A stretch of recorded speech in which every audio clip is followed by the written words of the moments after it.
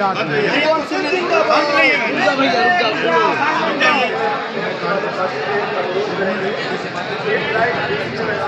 कौन नेता हूँ? आज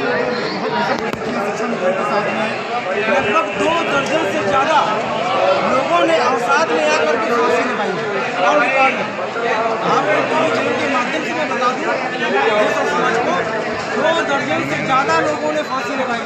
फांसी लगाने का मेन कारण है अवसाद, और अवसाद आने का कारण यह है कि जो लोग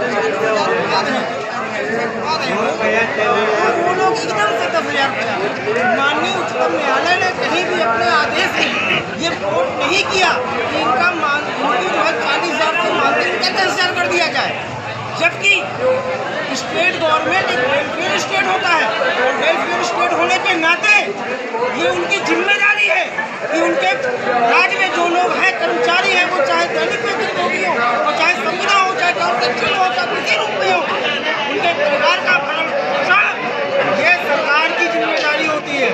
और आपने देखा कि हिंदुस्तान में अलग अलग नामों से शिक्षा में अलग अलग स्टेट में काम कर रहे हैं। जहाँ पे आप अभी हाल ही में देखिए कि रेवेन्यू के मामले में उत्तर प्रदेश नंबर 1 पे है और अन्य राज्य जो है पीछे है वहाँ पर। और यहाँ की जब हम तुलना करेंगे तो वहाँ के लोग 35,000 40,000 पा रहे हैं, लेकिन उत्तर प्रदेश की सरकार इतना रेवेन्यू जनरेट होने के बाद भी 10,000 रुपये। देखिए ये कारण कुछ नहीं है। जिस प्रदेश का राजा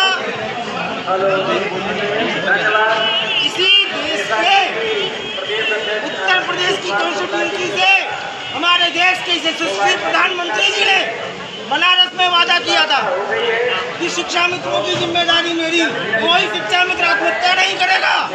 उसके बाद से लगभग 4,000 से अधिक शिक्षा मित्र काल के काल समा गए। किसी विधायक, सांसद, मंत्री, पार्षद, यहाँ तक कि बेसिक शिक्षा मंत्री के बयान से भी 2 शब्द नहीं निकले सांत्वना के। आप कल्पना कीजिए जिनके घर में पिताजी, जिनके घर में उनके पिता के सामने एक लड़के की मौत हो जाए, उसके दिल पे क्या बीत रही होगी।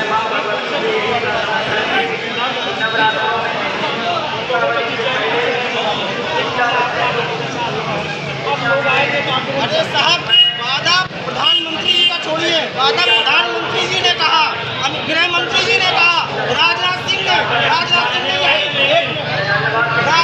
ने संविदा कर्मचारियों की रैली की थी जिसमें 15 लाख संविदा कर्मचारी आया था। और यही भाजपा की सरकार, डबल इंजन की सरकार, यही राजनाथ सिंह, यही अमित शाह जी और यही प्रधानमंत्री मोदी जी और ये आपके कौशल किशोर जी सांसद हैं। उन्होंने कहा था कि अगर हमारी सरकार बनती है तो जितने भी संविदा कर्मचारी हैं सबको राज्य कर्मचारी का दर्जा मिलेगा, उनकी समस्याओं को दूर किया जाएगा। आखिर ये वादे किससे किए थे? आपने 15 लाख की जो भीड़ मंगाई थी वो वादे किससे किए थे? अभी अगर आप चाहे तो हम आपको दिखा सकते हैं, अभी दिखा सकते हैं।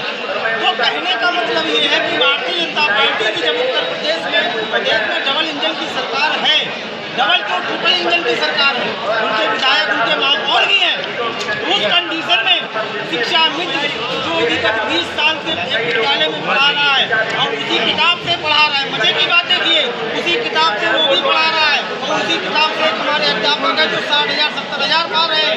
जब योग्यता की बारी आती है, जब योग्यता की बारी आती है तो हम आपको शिक्षित हैं, हम इंटर पास हैं, तो जब यार इंटर पास है तो हमें पढ़ा किस बेस से रहे हो ये तो बताओ। इस बेस से हम पढ़ा रहे हैं। RT एक्ट लागू हो चुका है, आपको पता है कि RT एक्ट में क्या प्रावधान है। आज भी हम लोग पढ़ा रहे हैं। हमारी लड़ाई केवल पैसे की, सिर्फ और सिर्फ पैसे की है। और इस सरकार यही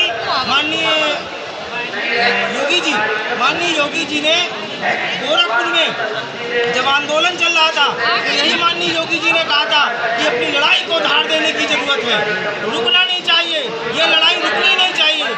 आज आपके राज्य में 2017 से अब तक 1 रुपये नहीं बढ़ा, महंगाई कहाँ से कहाँ बढ़ गई।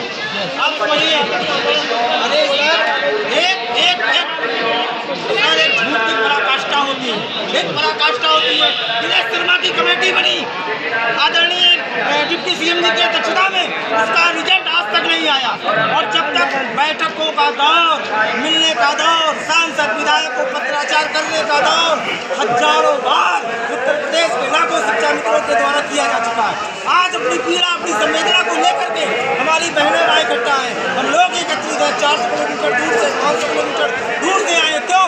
लोकसभा का चुनाव आने वाला है।